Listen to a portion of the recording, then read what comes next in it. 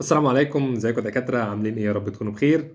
بقالي فترة كبيرة طبعا مقصر معاكم ومش بننزل فيديوهات عملي، وخدنا فترة كده بنتكلم عن الكلية وعن التخصص، اتكلمنا كلام نظري كتير.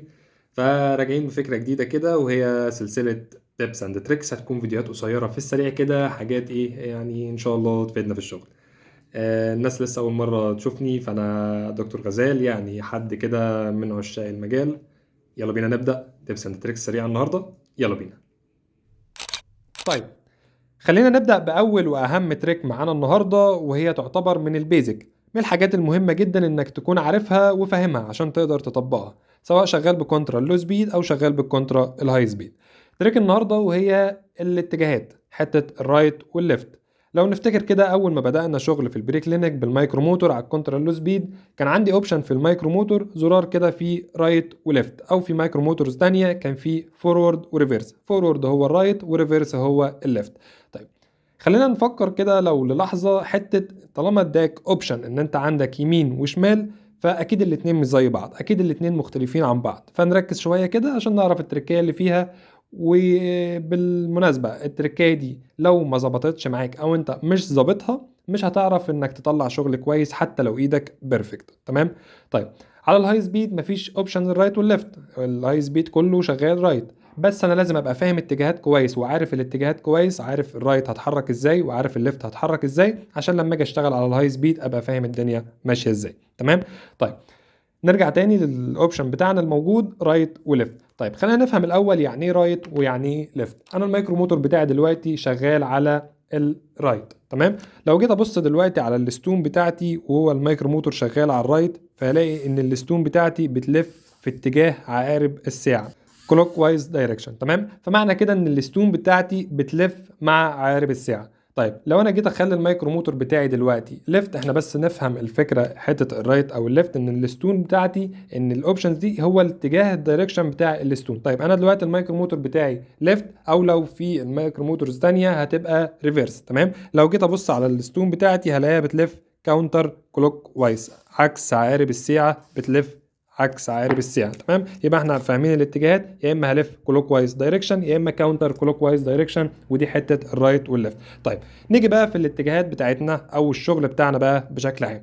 لو انا شغال فيكسد غير ما انا شغال اوبرتيف، يعني حته الفيكسد والاوبرتيف برضو بتتلخص في حته ان انا شغال على الاوتر بوردر او الاوتر سيرفيس بتاعي بتاع السنه، او في الانر سيرفيس ان انا شغال مثلا بفتح كافيتي من جوه. اتجاهات الكافيتي من جوه بتختلف عن اتجاهات ان انا بعمل ريدكشن للسنه من بره. تمام. طيب، خلينا نبدا دلوقتي. الاتجاه بتاعي بتاع الكونترا شغال دلوقتي على الليفت. تمام. ليفت يبقى همشي ازاي؟ الكونترا بتاعتي بتلف كاونتر كلوك وايز، عكس عقارب الساعه. يبقى بالتالي حركه ايدي مع السنه لازم هتكون عكس عقارب الساعه. فانا بتخيل ادي الساعه بتاعت، ادي السنه بتاعتي اللي انا هشتغل عليها، بتخيل السنتر بتاعي في النص هنا، وانا دلوقتي شغال على الليفت. يبقى حركه ايديا همشي ازاي؟ تمام. كاونتر كلوك وايز، عكس عقارب الساعه. طيب، لو جيت امشي كلوك وايز دايركشن مع عقارب الساعه، هتلاقي الستون بتاعتي مش بتعمل ريدكشن او مش بتعمل الوظيفه بتاعتها، هلاقيها بتعمل ريجولاريتيز معايا في السنه. طيب، متاح عندي ان انا اشتغل ليفت زي ما انا عايز كاونتر كلوك وايز، او ان انا اقلب الزرار بتاعي اللي هو فيه الاوبشنز بتاعي اخليه رايت وامشي مع عقارب الساعه. يبقى بس انا دي هنا مديك اوبشن ان انت بتختار زي ما انت عايز. طيب، على الهاي سبيد مفيش بقى الاوبشن ده، هو مديك ان انت شغال بس الكونترا بتاعتك دايما شغاله في اتجاه الرايت، فبرضه بالتالي دايما حركه ايديا هتبقى مع الاتجاه الرايت.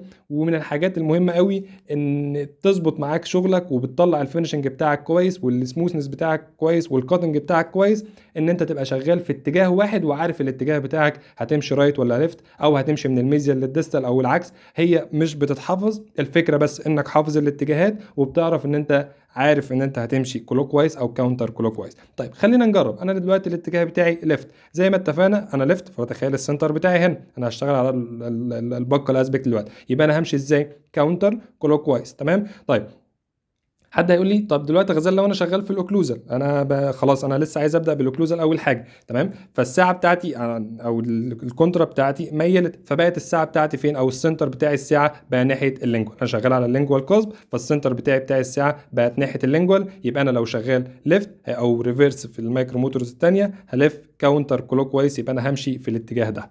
تمام اهو. يبقى انا كاونتر كلوك وايز عكس عقارب الساعه، يبقى هجيب كل قصب بالاتجاه ده. تمام. مش عايزين بقى حته ان انا مثلا انا دلوقتي شغال على الليفت، نعلي بقى السبيد بتاعتنا شويه. لو انا شغال دلوقتي المايكرو موتور بتاعي في الليفت، عايز اجيب مثلا وليكن في البقل على بلين 1 او بلين 2، مش هتفرق معانا بقى الكلام ده دلوقتي. خلينا بس انا حابب ان انا نوضح الفكره. انا دلوقتي الاتجاه الصح بتاعي ان انا همشي كاونتر كلوك وايز، ادي السنتر بتاعي، فهمشي عكس عقارب الساعه، يبقى انا بمشي دايما في الاتجاه ده. تمام.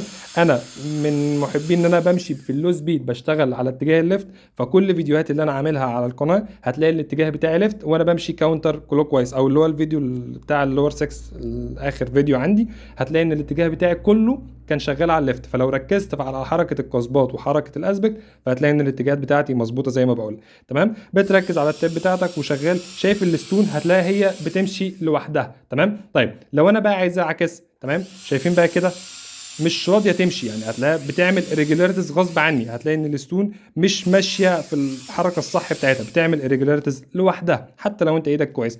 طيب هي فيها فكره تانية برضو، يعني هي فكره عامله زي فكره العجله بتاعت العربيه. هي العجله بتلف فالعربيه بتمشي لقدام، او بتلف العكس فالعربيه بترجع لورا. لو جينا نجرب كده على ايدك، انا دلوقتي شغال ليفت، فانا المفروض همشي ازاي؟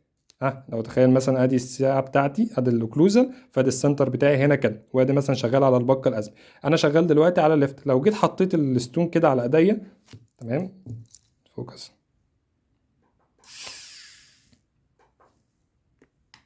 لو حطيت الستون كده على ايديا فلا بتمشي في الاتجاه الصح اهو. يعني حاول ان انت ما تبقاش ماسك الكونترا، سيبها كده من ايدك. تمام. حاول تحط الكونترا كده على ايدك، هلاقيها ماشيه في الاتجاه الصح، يعني شغل، هي بتجري لوحدها في الاتجاه الصح بتاعها. ده الاتجاه اللي بيديك الكاتنج افشنسي بتاعك مظبوط، السموثنس مظبوط، الفينشنج بتاعك هيكون بيرفكت. طيب حاول تمشي العكس، يعني كان العربيه بترجع لورا وانت بتزق لقدام، فمفيش، هتلاقي الريزستنس بتاعتك على الكونترا عاليه، فهتلاقي ريجولاريتيز كتير، فهتلاقي ان الكنترول بتاعك مش احسن حاجه على السن. تمام.